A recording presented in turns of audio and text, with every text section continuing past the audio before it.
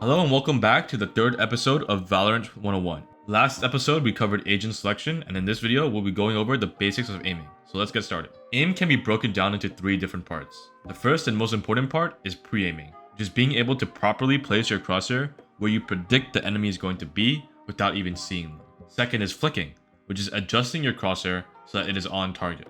And third is clicking, which shoots your weapon, allowing you to kill the enemy.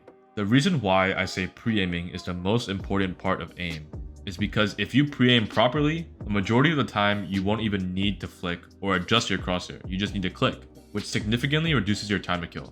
So let's go over how to pre-aim properly. If you're new to the game, pre-aiming will be pretty difficult because you do not know what the common angles or spots that enemies usually play are, so do not get frustrated if you find it difficult. First off, let's start with always aiming at the head. Your crosshair should always be placed at head level, no matter what, so that if an enemy does appear on your screen, you will have an easier and faster time reacting. The best way to practice aiming at head level is by using details of the map as reference. For example, the height of one box in Valorant is approximately the height of one agent. So you can use the top edge of a box as a reference to keep your crosshair placed properly. This is just one of the many references you can use in this game, and I'll have a picture on the screen showing more that you can use. So as you play the game, constantly look for these map details that you can always refer back to in order to keep your crosshair at head level. Next, let's talk about angles. As you play the game, you'll come to realize that there are spots that enemies will prefer to play or peek from more often than others, which is the key reason why pre-aiming is so powerful. Let's use B long on bind as a very simple example.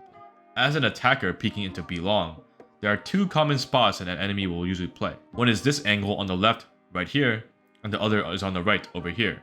So, since those are two common spots that enemies usually play, you should always be pre-aiming those two spots before you peek them. This can be applied to any part of any map in Valorant. So as you play the game, keep in mind where you find your enemies playing the most, and add that to your database of common angles in your brain. Deathmatch is a great game mode to accelerate this learning process, so I recommend you play at least 3 to 5 deathmatches every day you play Valorant, so that you can learn the maps and improve your pre-aiming as efficiently as possible. Alright, so that's pre-aiming. Let's talk about flicking. So flicking is being able to move your crosshair to your target as fast as possible while still being accurate. If you are new to Valorant or FPS games in general, this will probably be a very difficult mechanic to master. So what is the best way of improving your flicks in Valorant? In my opinion, Riot Games provides you with a very great resource to improve your flicks and aim in general, that being the range. I find that the range is often overlooked and underutilized by new players who gravitate toward aim trainers such as aim labs instead. However, in my humble opinion, the best way to get better at aiming in the game Valorant is to practice in the game Valorant. I know, it sounds crazy, right? Aim labs or codebacks is not and should not be a replacement for practicing in-game mechanics. Rather, it should be used as a tool where you work on your weaknesses in your aim. How do you find your weaknesses in your aim, you may ask? By playing the actual game. So here's what I recommend you do in the range. First, press the F3 key on your keyboard. This will bring up the range's settings. Second, select the Eliminate 100 button under the streak section. Third, shoot the start button. Fourth, practice moving your crosshair to the bot's head first and then headshotting them with the Vandal or Phantom, whichever rifle you prefer. If you use the Phantom, you may have to shoot in bursts to kill the bot. As you get more and more comfortable with moving your crosshair to the bot's head, increase the speed of your flicks to keep it challenging. The objective of this exercise is to practice getting used to identifying an enemy on your screen and killing them as fast as possible. Use your time to kill 100 bots as a way to track your progress. Your goal is to keep lowering that time to as close to 100 seconds, meaning you take an average of 1 second to kill each bot. Since this is a warm-up / practice exercise, I recommend you do no more than 3 of these before you queue a real game. This is including the deathmatch that I mentioned previously. A real problem that people have without even realizing is warming / practicing their aim too much.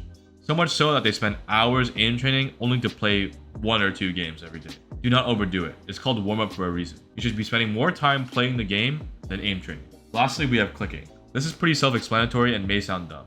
Obviously, we have to click our mouse if we want to shoot our enemy, right? However, there's one major issue that I see so many players do, and that is clicking too early. Especially if you are new or in the lower ranks, what is most important is that you are lining up your shot before you shoot.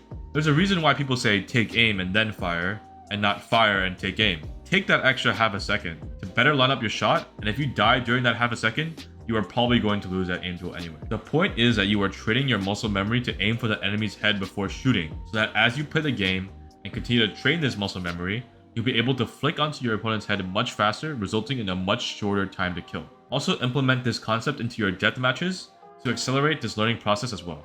That about wraps it up for this video. Next video, we'll be talking about the basics of movement, which I honestly find to be more important than knowing how to aim. So make sure you're subscribed so you know when that video is out. Thanks for watching. I appreciate all of you.